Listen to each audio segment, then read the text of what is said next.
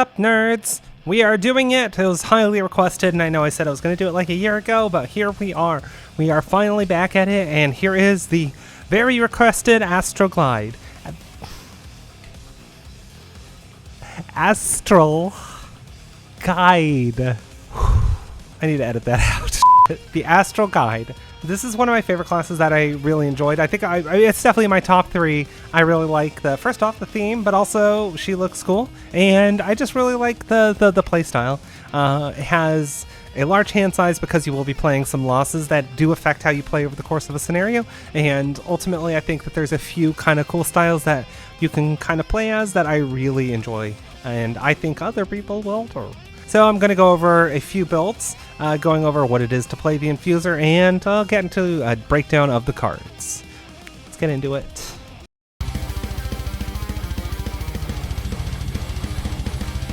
Remember to like and subscribe, do all that stuff. I do have a Patreon. We have some cool new sneak peeks if you actually want to access that. I am updating it now finally once again. So thanks for all being amazing. So do all that stuff. Fantastic.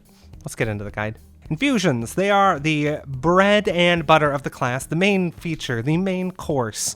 It's more like garlic bread and butter because they're really delicious, and you know, you can dip it in marinade. I'm just kind of hungry. I probably should have eaten lunch.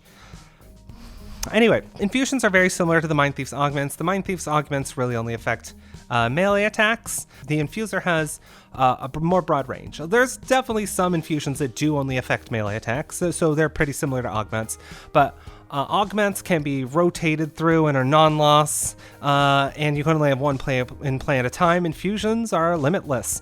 Infusions have a cool effect that happens when they come into play, and then they have an effect when any other infusion comes into play, and infusions are also loss cards, so you can stack them up, but you can't replay them. With one asterisk, there is one special infusion. The cool part is, though, because all infusions also say, you know, when an infusion comes into play, do this. Once you have multiple infusions in play, you can choose the order in which they come in. So one that says, you know, whenever you perform an infusion, perform an attack 3. And then you have another one that says whenever you perform an infusion, strengthen self. You can choose to do the order. So you can say strengthen self and then attack 3. So you have advantage, which is cool. And then you can start adding more stuff to it. So like, hey, and whenever you play an infusion, disarm someone. So you're like, all right, I'm going to strengthen myself. I'm going to disarm that enemy. And now I'm going to attack. It really starts to snowball once you get later in the scenario and have many infusions in play. It's cool. Because the infusions only trigger when you use an infusion, you kind of want to pick the one that has the cool passive effect that you want. So do you want to wound all enemies on attack? Do you want to be able to have higher hit points and be immune to curses? So on and so forth. Dancing swords. There's some summons that are kind of key features of the class, enough that there's a build centered around it. Your swords have the passive effects of all your infusions, and one of the swords that's much later level also can perform the infusion action as if it were you instead of you. So that's really neat. I strongly advise that you consider this kind of like as its own class feature and an alternative build, because although it's just, hey, it's a summon, you can clearly build around it, and I think that's really cool. Not only that, but all the swords do have shield, but you kind of do have to build around it to use it effectively. There's a lot of element-heavy cards. Now, unlike, you know, there's some classes that say, hey, here's a relatively weak attack, but if you have this element and this element adds this element adds this, and you have a really cool card. The Infuser has several cards that require 2 very specific elements to play the action, or else you can't use that action at all. The idea of like, hey, this attack is either going to be 1 experience, 5 attack, ward self, or you can only use the default attack. There's no, oh, well, I have 1 element. Nope. You have to have both or nothing. So these high element attacks means that the class demands a lot of elements. Not only that, but the infusions all require at least 2 elements, with the exception of 1 infusion, to put them into play. So you need elements to get the passive effects into play, and then you need elements to play some of the active effects. So how you manage the 3 elements you use is a key and critical part of how you play the class. There's a lot of actions that do their normal kind of attack or effect, and then you can choose to take a weaker version of the action in order to infuse an element too. So there's like, hey, attack 4, kind of boring, but you can just attack 4, which is fine. We're not going to bitch about an attack 4. But the attack 4 can also be attack 3, infuse dark. And if you really need to set up like Caress of the Night, you might need to use, like, all right, I'll just do 1 weaker attack so that next turn I will have that dark and another element in order to put in this effect. And now I'm going to be strengthened, and every melee attack I do for the rest of the scenario causes wounded muddle. You're like, that -1 attack is absolutely worth it for the remainder of this effect, which is kind of the balancing act you do when playing the Infuser. Keep in mind you do have an 11 hand size and the mid health. There is a couple infusions that, even though you're kind of a mid health character, you can make yourself very tanky, and even though you have a high hand size, you can burn through it very quickly with some of the losses. So just keep that in mind, because almost always I do play 2 infusions during the first rest cycle. I go from 11 to 8 hand size incredibly quickly. So factor that into your builds when you try to figure out, oh, well, I have a high hand size. I can factor in a lot of losses. The losses you want to play are generally going to be those infusions. Let's get into the builds. So we're going to do 3 builds here. There's the Defender and the Controller, which really I'm only going to touch on for level 2 and onwards. But the Striker can be played at any level, but you're probably going to be level 2 anyway, so whatever. Striker focuses very heavily on dealing damage and just pump as much damage to enemies, wound as many of them as possible, just get the enemies out of the way and focusing on making as many attacks as possible. The Defender still does quite a bit of attacks, but focuses more on soaking up damage and using Veil of Protection to keep themselves warded. And then the Controller focuses more on keep your sword in play and focuses builds on that dancing sword, which also uses Veil of Protection to buff the durability of the sword, while also using their own body to like disarm enemies, take hits, and kind of keep their sword alive while the sword does the actual damage output. The Controller, as a result, has their own body, has their sword's body, and has other effects that result in it being able to use ward and disarm pretty frequently, to that this character is one of the more defensive support control effects. So those are going to be the 3 builds that we're going to be focusing on. I played more heavily a Striker build and then a Controller build. The Defender build I've only done a little bit with, so that one's a little bit more rough. So if that build sucks, no, you suck then. Let's just get into the cards. So first we're going to be talking about the first 3 infusion cards, and then we're going to be getting into the other level 1 cards. But the first card is Boon of the Tempest. It's an initiative 28. The bottom is a move 4 that you can turn into a move 3 and infuse air, which is useful. And the top is a add +1 move and jump to all of your move actions for the rest of the scenario, and it costs an air and 1 of any other element to put it into play. Additionally, whenever this infusion is played or whenever another infusion is played, you perform a melee attack 3, and it gives you 2 experience. That's a really strong infusion. Honestly, the bottom, move 4 is really good anyway. Move 4 and potentially move 3 and infuse air is a great card. Honestly, like move 3 and infuse a core element is already a card that people like say, oh, this is a mandatory build for your thing. Yeah, so I'm going to be honest, Boon of the Tempest is just kind of a mandatory pick, even if you're not using the top effect.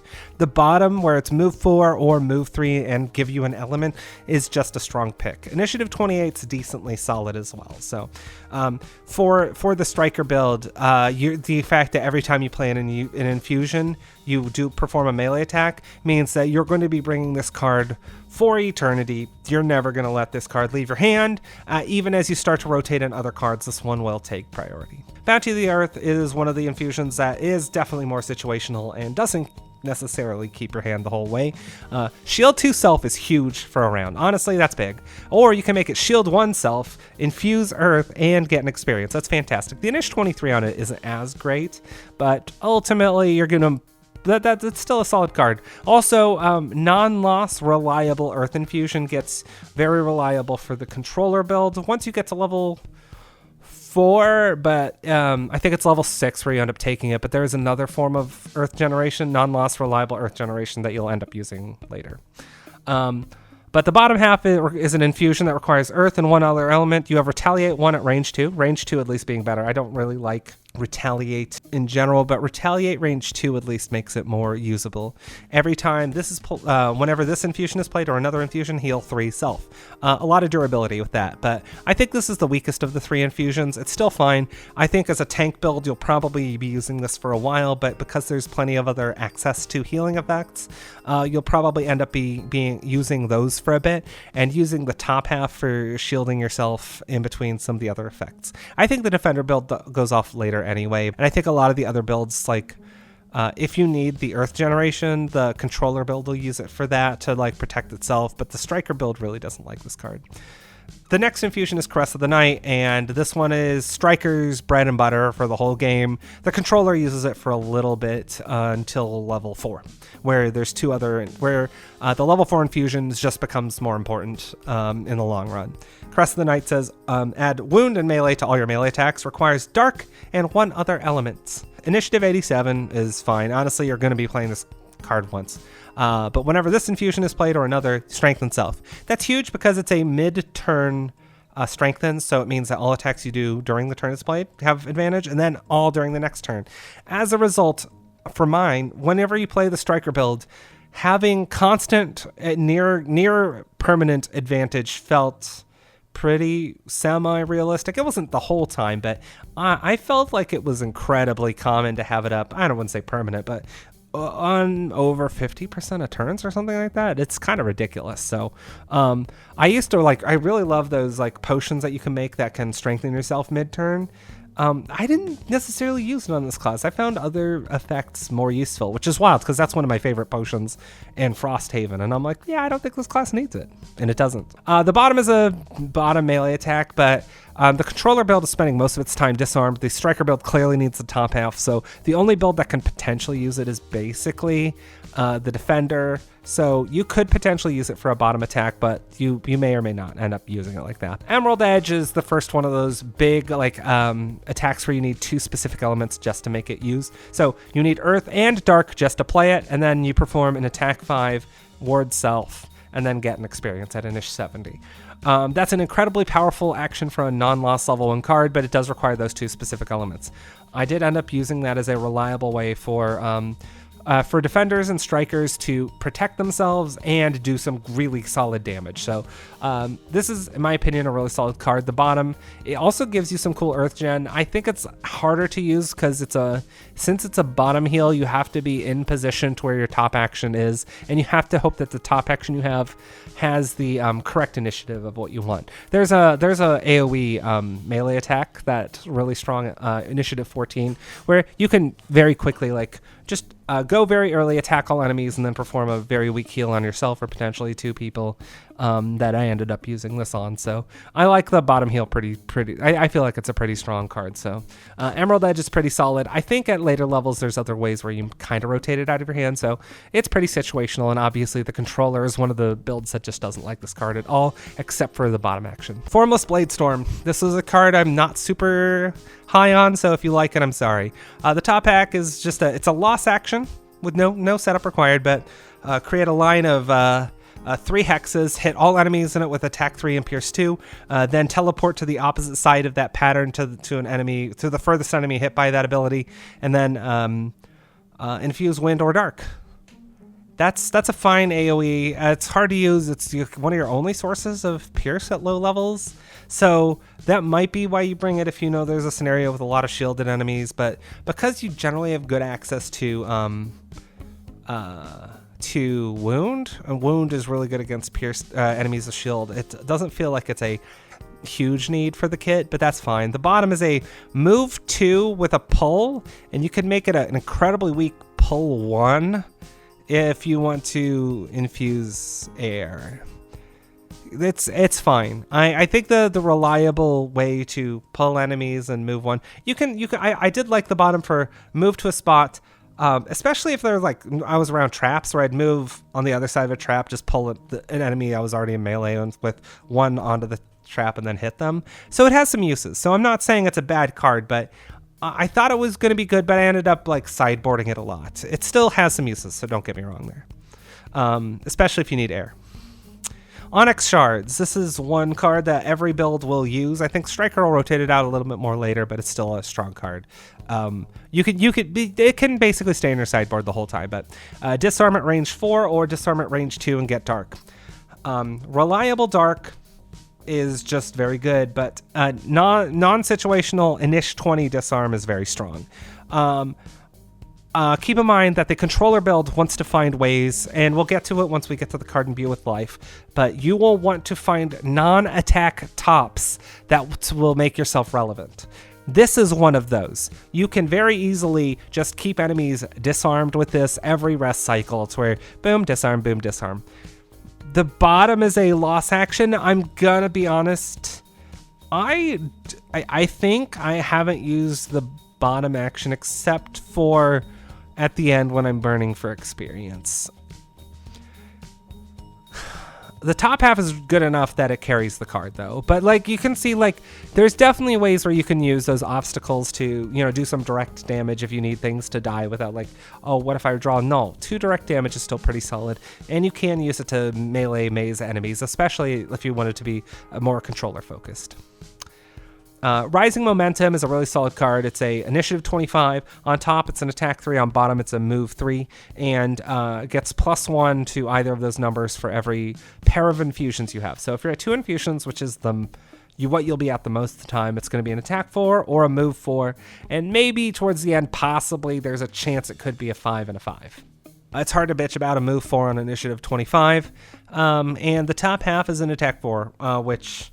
honestly, the defender and striker probably like anyway. The defender might like it less much, but the striker clearly wants to do attack 4s. Controller's probably going to be disarmed, so initiative 25 move 4 isn't bad on anyone. So onward, Slashing Cyclone. That bottom attack is the bottom. This is hardly ever used. Initiative 14 is fantastic. It's one of your best cards. Best initiatives. It's not your best, but your best initiative is slightly worse. Slightly worse, significantly worse. This is one of your best level 1 cards, and the initiative 12 card, which is actually the next card. The initiative 12 card is just not as good. So Slashing Cyclone's fantastic. We'll get into it. It's only because of the top action. The bottom action is fine though. Move 5. Move 5's great, and then you can do 1 damage to a bunch of the enemies on the path. But there's not as many situations where you really need that, especially because the striker already has really good mobility. You already have pretty good access to element regeneration. So I don't think it's necessary. But the top action is an attack 2 against all adjacent enemies. Keep in mind, as a striker, you'll be wounding and muddling all adjacent enemies as well, and your AMD gets full of like you'll have advantage a lot, and your AMD will be stacked with a lot of element regeneration. So you can just it's pretty common to do this AoE next to a bunch of enemies, giving them all disadvantage, wounding all of them, and then accidentally generating 2 elements and figuring out which card in your hand needs those 2, and just playing that as your next turn. That's a thing. I can't overstate how good this card is. Definitely take it, especially if you're a striker. Even defender, if you are using Caress of the Night at low levels, giving all adjacent enemies muddle so every adjacent enemy has disadvantage, and then also applying wound to them is still huge. That's tanking anyway, so solid there. Slashing Cyclone's a staple of the class. Stoic Vigilance, initiative 12, which we love. Attack 2, shield 1 is good, but the defender has, or the striker has a lot of good attack options that just beat this out. You don't necessarily want to take hits. The controller doesn't want to attack, and if you do this, you have a better shield and Bounty of the Earth. That can also give you experience and an element. So ultimately, the defender is the only one who uses the top of this card. The bottom is a move 1, and then you can kind of redirect attacks to you, which is great when you have retaliate. But I'm gonna be honest, I'm not as sold on the bottom of this card. I think the top attack is fine. I think the defender uses it for a bit, and I think the other classes generally ignore it. The initiative 12 is solid though. The next card, Torrential Cleave. The bottom I wanted to like more, but it's fine. The immobilizing adjacent enemies usually almost just makes ranged enemies like stay close to me, so you attack with disadvantage. There are some cases where you do want to run at enemies and immobilize them. Alternatively, you can turn this into a move 2 that also infuses earth, and you can potentially immobilize enemies. So it's not bad, but I thought it was really good on paper, and I think in practice it didn't end up living to expectations. The cool part is it is one of those expensive actions with an air and an earth. You can do a attack 4 cleave that does push and 4. So that's solid. However, I think this gets overshadowed because there's a non-elemental demanding card at level 2 called Remote Impact that kind of, for me, ended up serving the same purpose without a top action, but I didn't need 2 elements. I needed nothing. It just kind of has it, and it's got 3 hexes, but it's a weirder attack formation. So I can see how this it doesn't completely replace it, but I ended up finding Remote Impact to be more useful. So the card's generally decent. It's not a bad sideboard card. Keep it in mind for some scenarios. The next card, Unstoppable Impulse, is just attack 4. Attack 4 at an Ish 56. An Ish 56 sucks, but it's an attack 4 that can become an attack 3 and gives you dark. Attack 4 reliable's fine. Attack 4 that you can sometimes give a non-loss dark generation is a plus. That's an easy pick, especially the striker wants this. The controller doesn't care, the defender can use it. The bottom of the card has text. Next card. We're getting into the X cards. I'm going to do it slightly out of order from what I have, and I'm going to talk about Imbue with Life just to go over the controller build. The bottom of it is a big heal 7 self. You can power it all the way down to heal 1 self and give yourself all the elements you could want, which is great. But so the short version is the card has a heal 7, and then you can lose stuff for, but I don't know. The bottom, I really never got that much out of. Like, if you brought this card, you're basically bringing it for the top. So, Initiative 42, Summon a Sword. The sword only has 2 health, which is hugely problematic. Even though it has shield 1, 2 health is severe. It's dire, because that thing will die. All you need to do is take a 3 damage hit. The shield 1 just means, boop, dead. But there's an infusion at level 2 that saves it, so keep that in mind. But otherwise, it does a move 3, attack 3 every turn.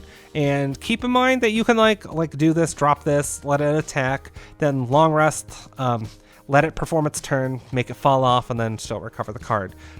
Then you'll be disarmed, and it'll fall off during your long rest. So that's a cool strategy you can do. You can let it do that and just cycle. All you need to do is have an earth in play to summon it, but it is a non-loss summon, and it is affected by your active infusions. So if you have Caress of the Night in play, it'll be wounding and muddling all enemies. If you have Boon of the Tempest in play, it'll jump 4 instead of move 4 on it. So it has all the passive effects of your infusions. So once you get Veil of Protection at level 2, that keeps it alive. Imbue with Life also says, when you do not have disarm, gain disarm. So even though you have this non-loss summon that's constantly attacking and you can resummon it, you're going to be permanently disarmed as long as the sword is in play. So you have to come up with creative ways to still apply effort while also not being able to attack. So that's really cool though, because your sword can do a lot if you protect it well. So the other level X cards, Crystalline Aegis, one of, I think, the core cards. It's an X card, but I think everyone should take it. The bottom half gives you Ward and Regen Self.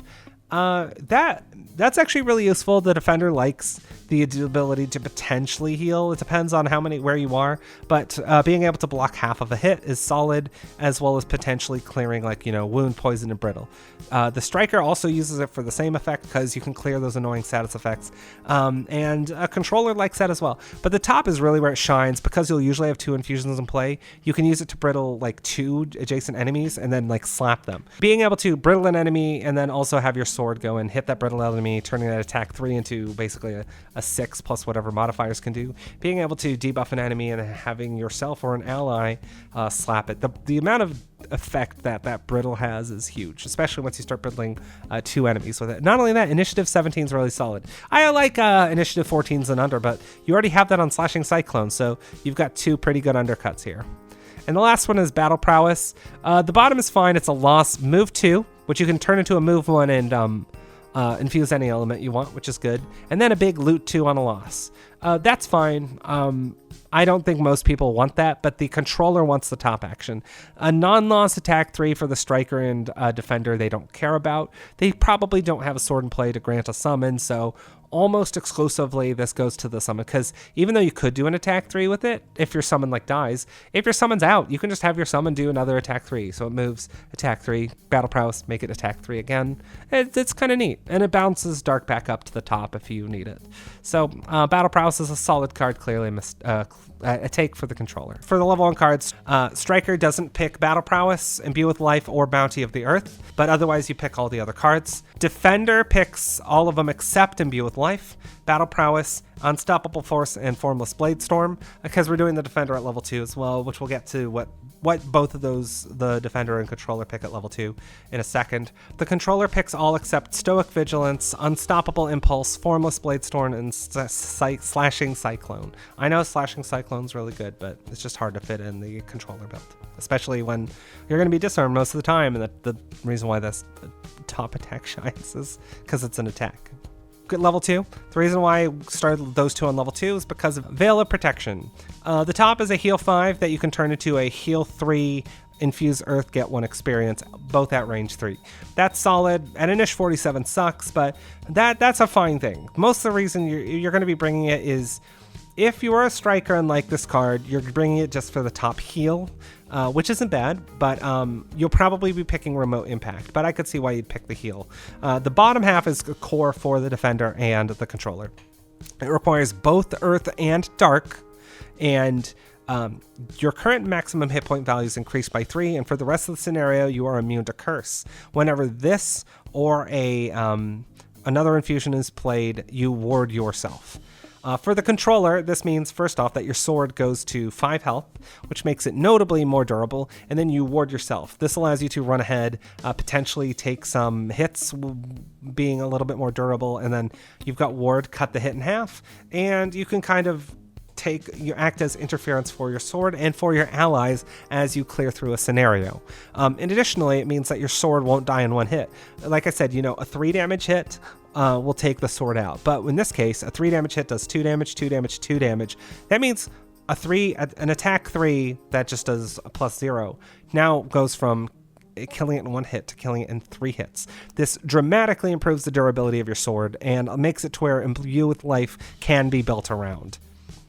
It's a really good card. Additionally, as a tank, as you keep as the defender, being able to increase your health, the health +3 means that for most of the campaign, you're going to be on par with the high hit point people, like the drifter, the bruiser, and stuff like that. You're almost going to be on the same level. I think it was only at like really high levels that the +3 hit points from this doesn't. Actually, even at level 2, it actually puts you ahead of those in hit points. So it's congrats. You're a tank now who's immune to curse, and then every time you perform an infusion, the next attack you take gets cut in half.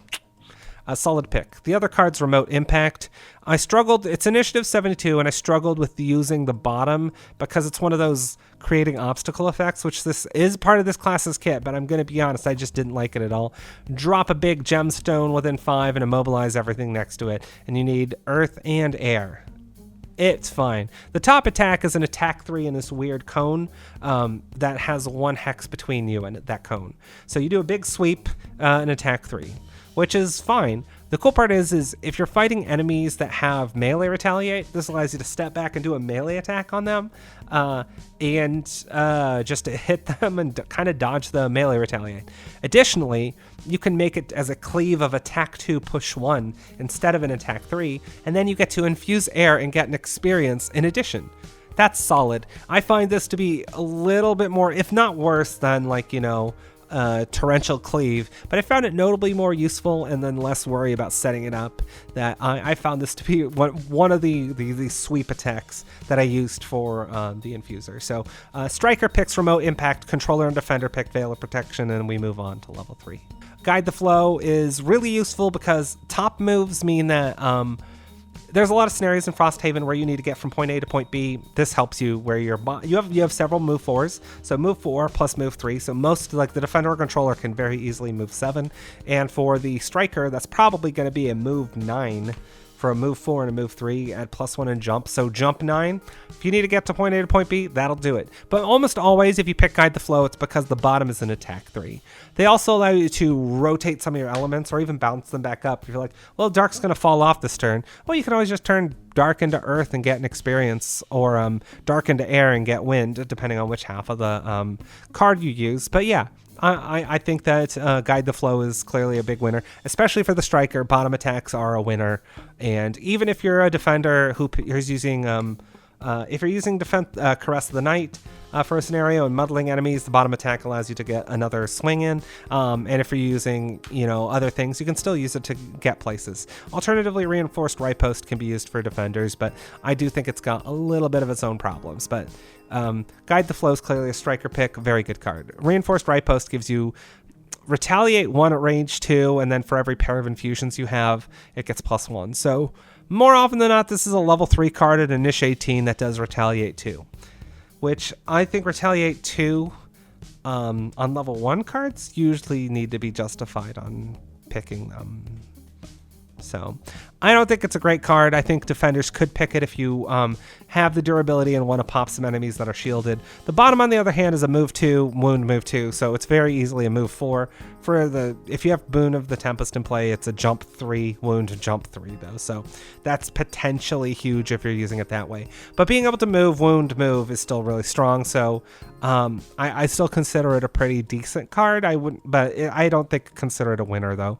But unfortunately, most of the people really don't get much use out of Guide the Flow, but the striker and defender probably pick Guide the Flow. You could pick Reinforced Riposte if that's what you want as a defender.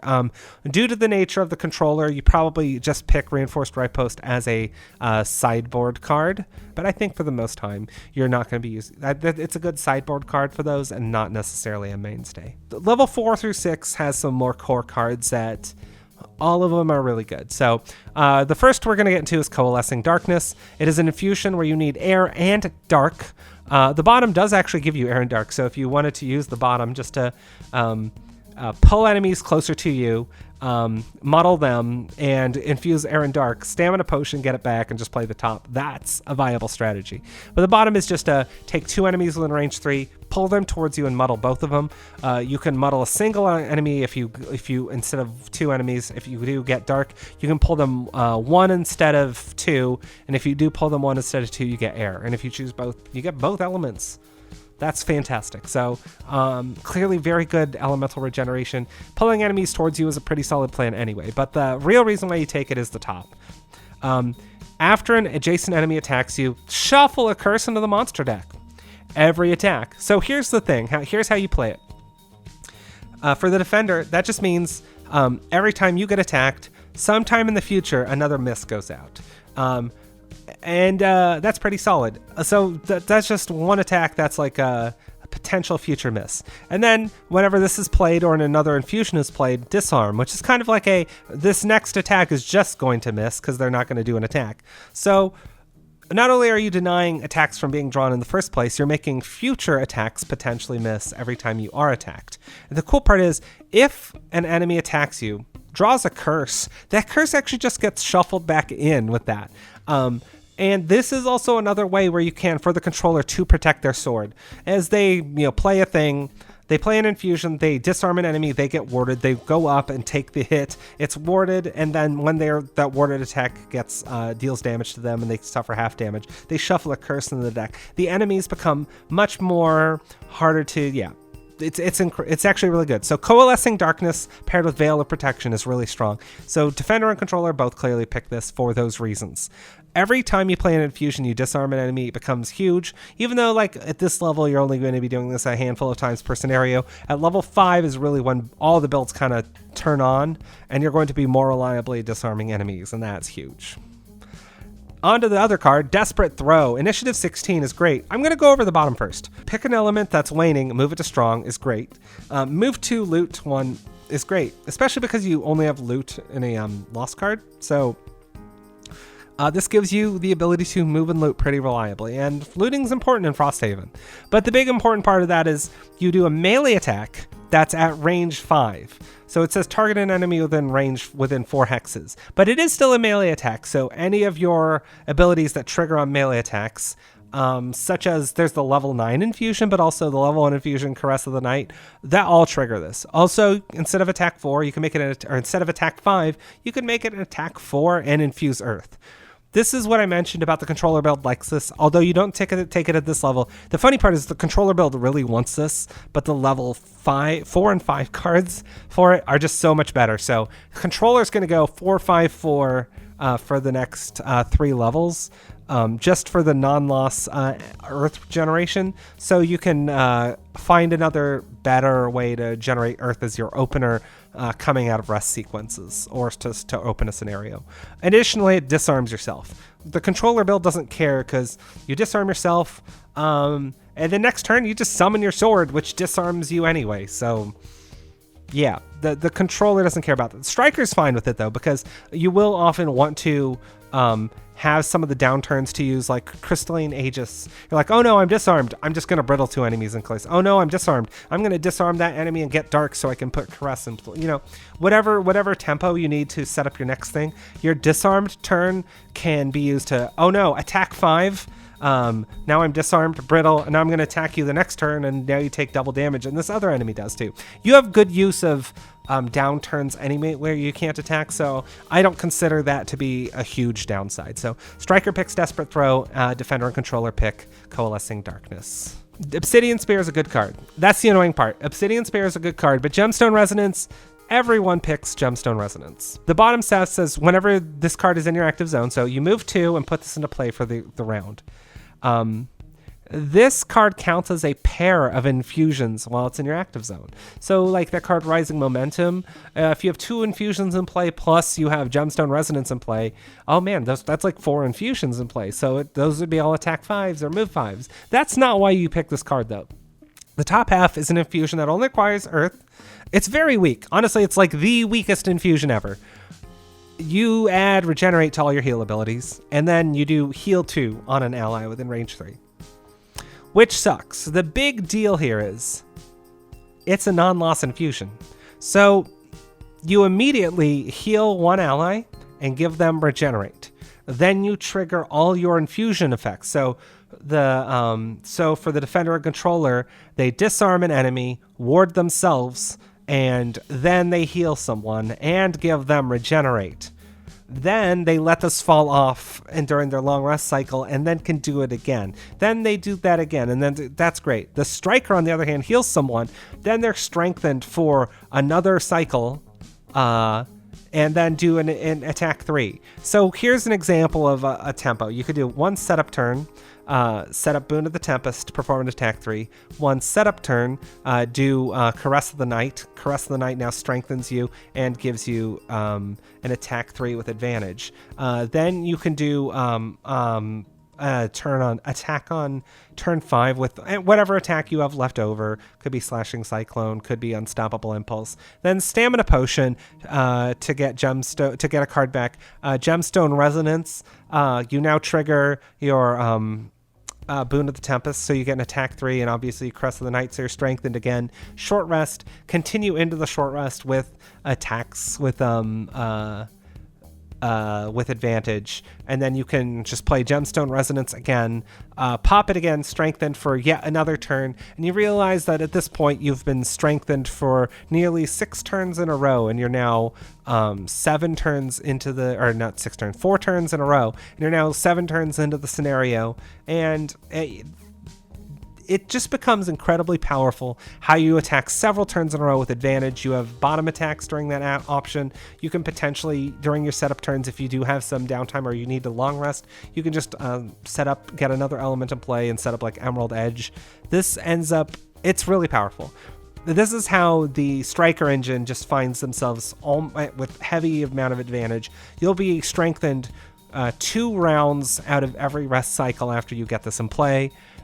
It's just really strong. And of course, the Defender and Controller are going to be disarming people every cycle and warding themselves every cycle with this. Mandatory pick. Everyone picks Gemstone Resonance. The fact that it's non-loss is huge. Level 6. Gale Barrage, Obsidian Spear, attack 4 with a gap between it. And if you want to, you can make it an attack 3, pull enemies closer 1, and infuse dark and gain an experience. That's a pretty decent formation. It's an attack initiating 4, but ultimately that's a solid attack. It's not hard to set up. One of those that also dodges melee retaliate as well. So solid card. It doesn't have any requirements. Also, it can potentially serve as like an unstoppable impulse replacement-ish by kind of creating a spear type pattern. Attack 4 and or attack 3 infuse dark, which is what you were using Unstoppable Impulse for anyway. The bottom, on the other hand, is a non-loss stun. You need Earth and Dark in play, and then you perform an attack 4 at range with stun. That's huge. That's one of those where you build around doing your normal thing, then chuck one ranged stun attack, Bounty the Earth top, and Caress of the Night on bottom. Take the reduced effects of both of those to infuse Earth and infuse Dark, then toss out a stun the next turn. So for this first turn, you'll attack and shield yourself. And this is specifically for the Defender build. Then you can toss out another bottom attack with a stun and then whatever top action you want. So the Defender uses this as a long range stun. So the Defender likes this, but again, Defender still picks Gemstone Resonance at level 5 specifically because it's really good. But I like the bottom half of Obsidian Spear a lot. So this is one of those cards that requires 2 elements. You need air and dark. Although as much as I don't like those 2 element cards as much, there's a couple I like. But this one is really good. It's like the Living Bones where, although it's an attack 2, target 3 with Pierce 2, if there's only one enemy, you can just pile them on. I mean, even if there's multiple enemies, you can pile them all on the same enemy. So, attack 2, target 3, Pierce 2. First off, this is your access to non-loss Pierce if you need it. The biggest problem with you may target the same enemy multiple times with this ability is only if the enemy has shield is it a problem. But because there's Pierce on it, it's not bad. So, yeah, as long as you have the elemental set up, this one, and especially at level 6, you probably have more capacity to do that. Attack 2, it ends up like being stronger than an attack 6. So this ends up being really particularly powerful. I'd say this is probably your biggest attack until you get to some of the later level stuff. So Gale Barrage is a pretty easy pick. Also at the bottom is a move 1, and then your next attack ability gets +2. Slashing Cyclone much? Just whatever it is, attack 2 to the attack ability. Really good. Or it can be attack 1 instead and you get wind. It really depends on like what your next attack you're lining up is. But this is one way to get significant damage out of. So clearly a big pick. Striker does go for Gale Barrage. The other card at this level is Propulsive Tailwind. The bottom is a move 4, and you can grant an ally move 3 on Initiative 91. Initiative 91's good. I like late initiatives, so I just don't like middle initiatives. Earlies and lates are good, middles not so much, but that's just my take. Move 4, but you can make it a move 3 and infuse Earth. Grant an adjacent ally move 3, or you can make it a move 2 and grant wind. That's a good way to get some elements in play.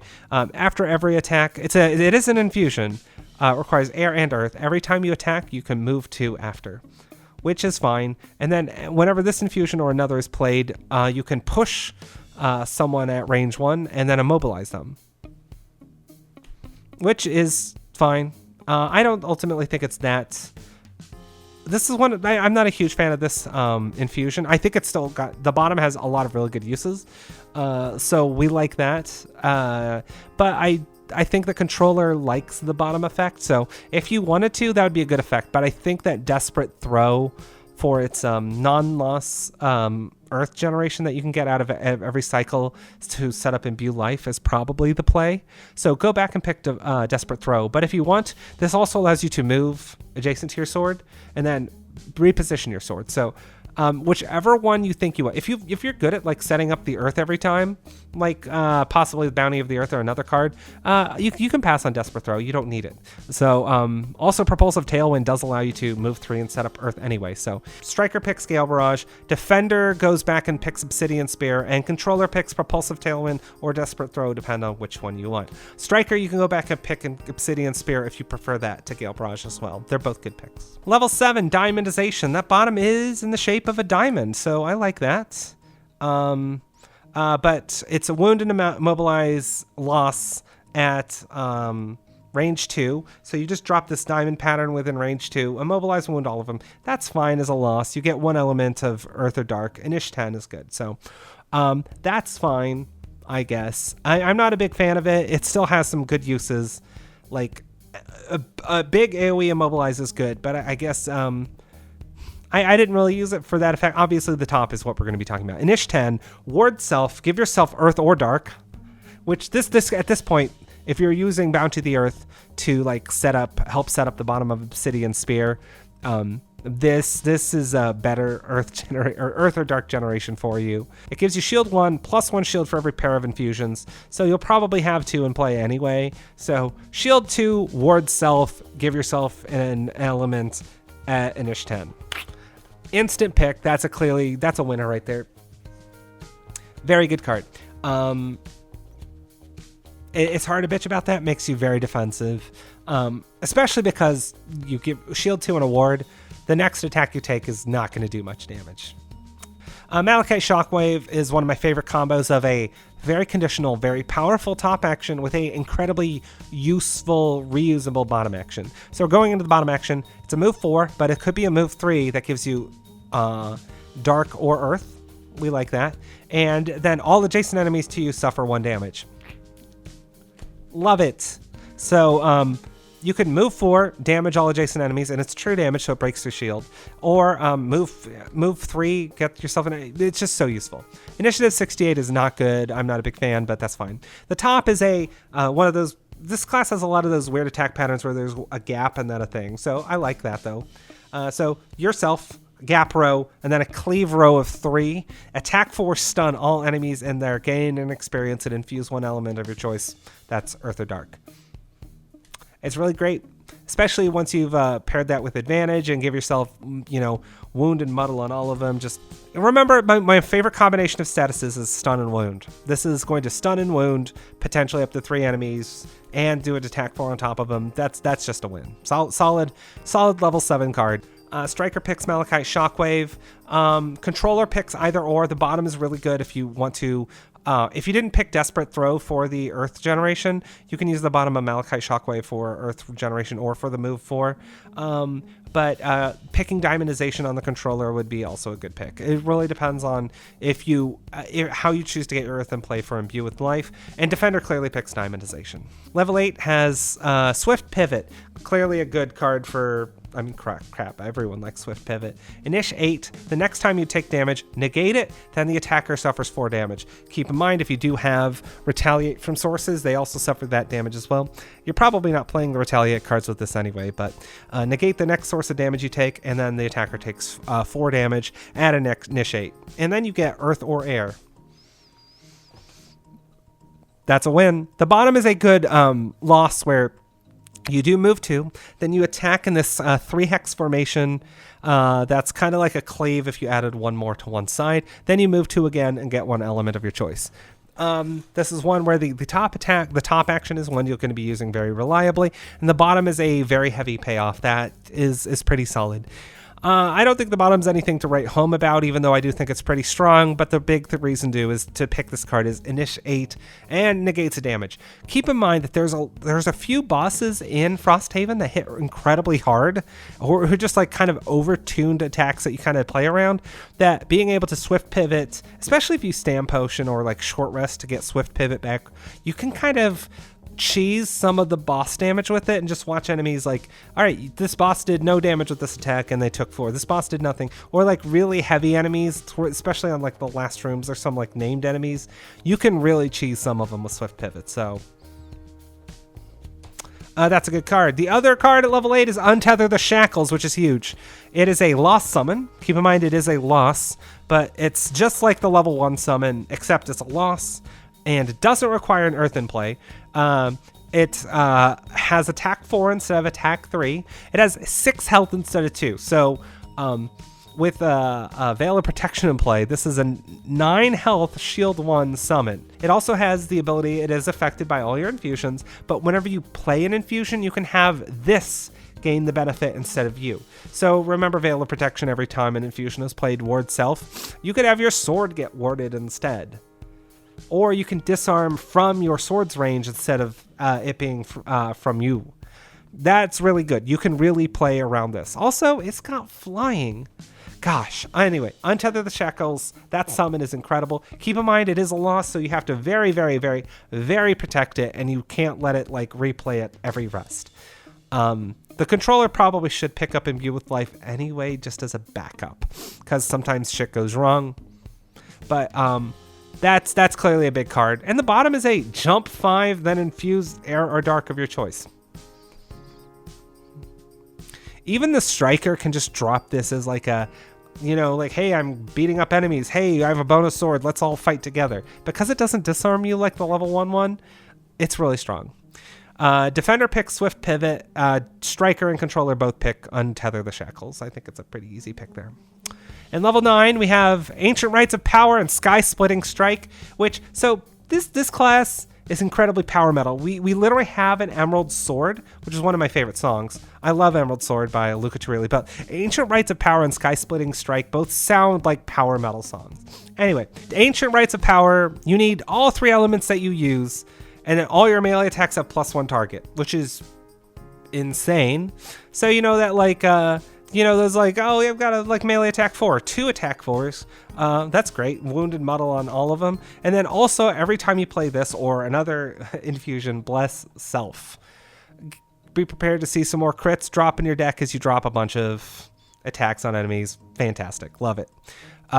This one's one of the more fun ones just because cleavy. The bottom is a heal that you can potentially heal 3, range 3, target 3, and you can start lowering those numbers to get elements.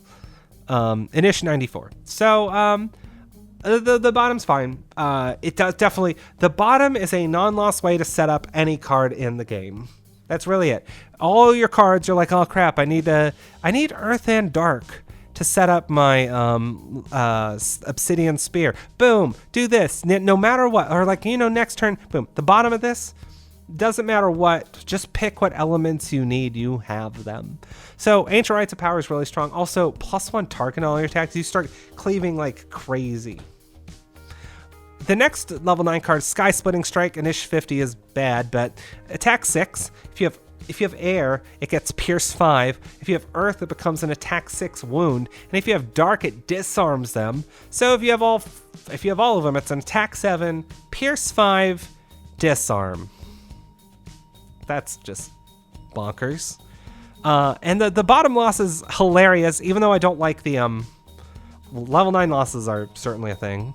And I don't like the creating the obstacles in the Infuser's kit. I don't like the obstacles as, like, I love it on the credit card. You create 1 3-hex obstacle in the empty hexes, and then all enemies adjacent to it suffer 4 damage and are stunned. Then you would generate all 3 elements you want. I'm not saying that Sky Splitting Strike is worth it for that bottom half, but when you're like using it as a big attack the whole scenario, then you drop a big stun in the last room. You just drop this giant 3-hex terrain. Everything adjacent to it suffers 4 damage that breaks through shields and is stunned. That's really good. Everyone pick whichever card you want, except for the controller, which goes for Ancient Rites of Power, because the element setup is great. And even then, you can use the top infusion with your sword to just shuffle crits in your deck, and then your sword can cleave both. It doesn't matter which half you use for the controller, you have good use of it. And Defender could use some more disarm on a Sky Splitting Strike, and Striker just likes both of them, so pick whichever works for you. For perks, you will very want to prioritize the removing the -1s for the 0s. Get the -1s out.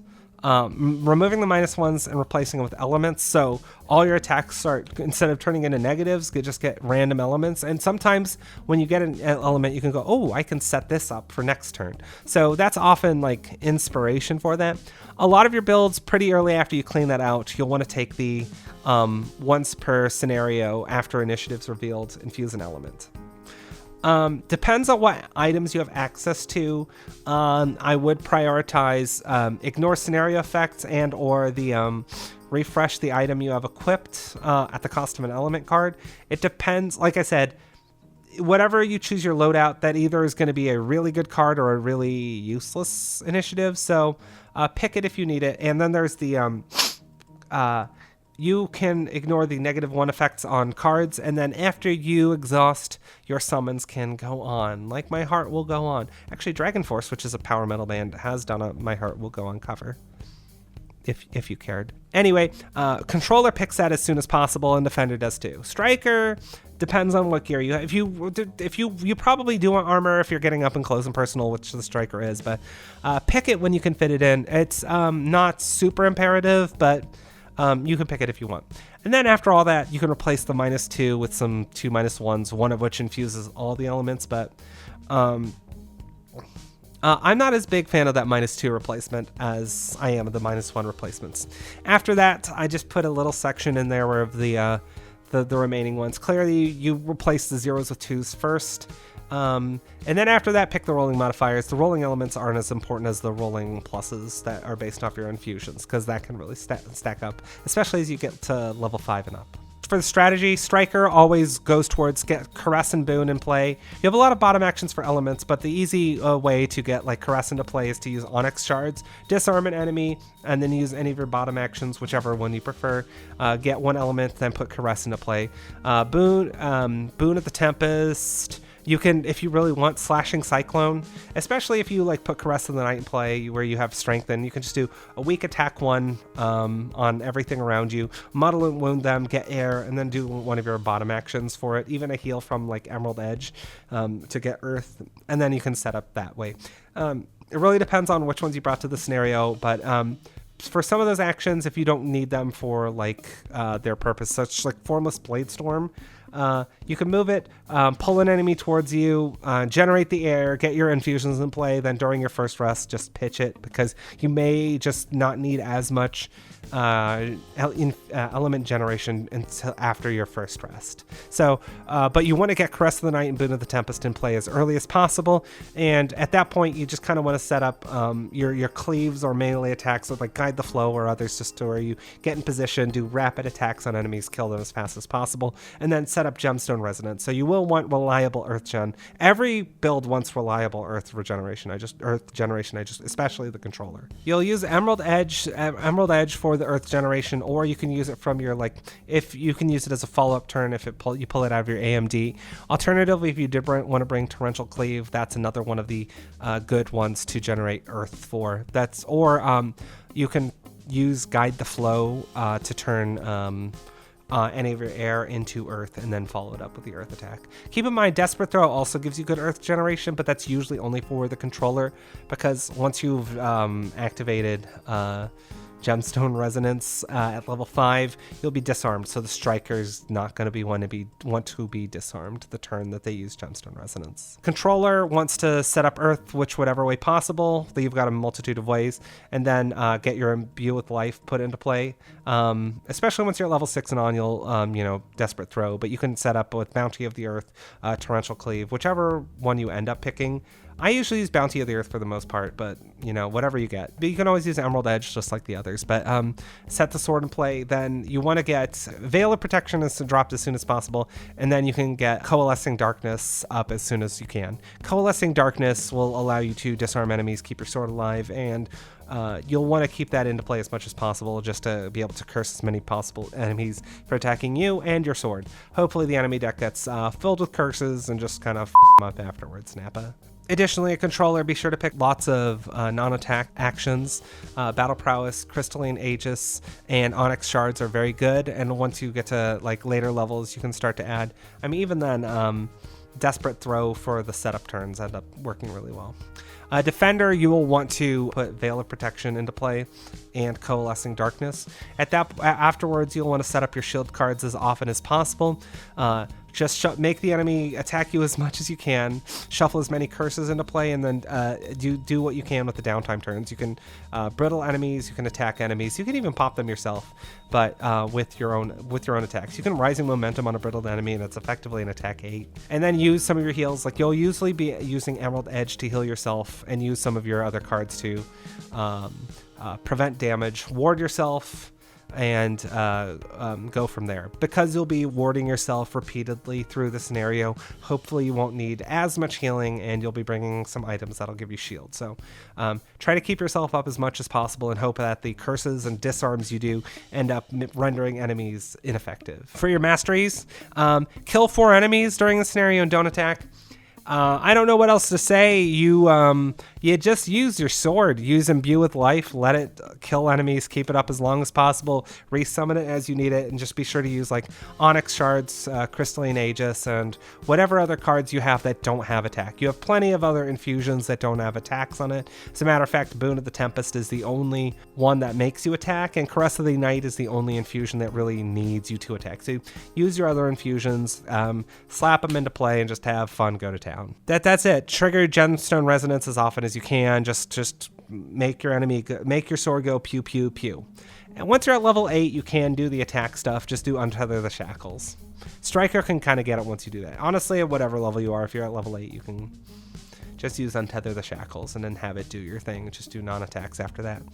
Have 5 active bonuses in place. This is more level gated. Once you hit level 5, I think it's easier to pick up. I think that the Striker's probably the one that's going to be doing it harder, because it's very easy for all of them to pick up 3 active bonuses, but you'll probably need to get more cards in play. The Defender and Controller have more cards that they put in their active zone, especially the Controller, than the Striker does. And the Striker usually isn't picking up cards that are put in their active zone. So, but ultimately it's just get 5 cards that put in your active zone, stuff it the hell up. That's easy.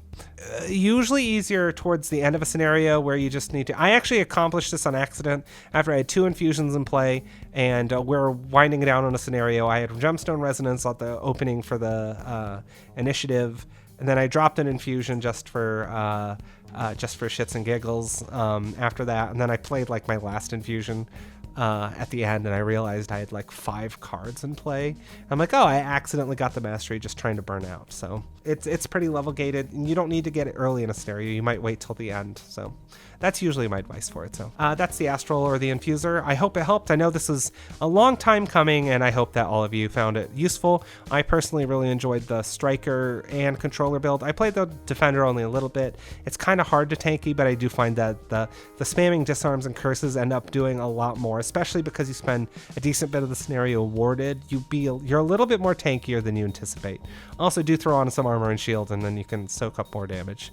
But yeah, it's a very fun class. I found it to be one of the most fun to play. I think like Trap and Shackles are up there with the 3, but that was really fun, especially the tempo of infusions, or set up elements, then use infusions, then set up elements and use infusions, or like I'm going to set up elements now, big payoff turns. It's very tempo, and I find that really rewarding. So also because like I communicate well with people, that we don't end up stealing elements, and that ends up being really fun. So what was the way you played your Infuser? I want to hear it, because I read all the comments, so let me know. And if there's other suggestions, I know I initially said that this was going to be my last Frosthaven video, but someone in the comments said I want your full review of Frosthaven. Even though I did a review of Frosthaven, it was like after we did like a marathon early on, and then I dropped it at the influencer embargo window, and I dropped it pretty early on, like, hey, I feel like it's a good thing. But some people are asking, hey, we want your thoughts on Frosthaven after you've completed the campaign, and I'm like, I do have thoughts, and I will share those. So if you drop a comment saying, hey Alice, I want to hear this, there's a chance I'll turn it into a video. So drop a like if you want to help the video, and drop a comment if you want to share your thoughts on the class or other future video ideas. So I do also want to take this time to thank my patrons, the elite tier patrons. Fantastic people, we love you and keep being amazing, and I always appreciate your support, especially as we went through the my hiatus. So I appreciate all of you, especially those that stuck around. So keep being amazing, and thank you so much, and thank all of you for watching.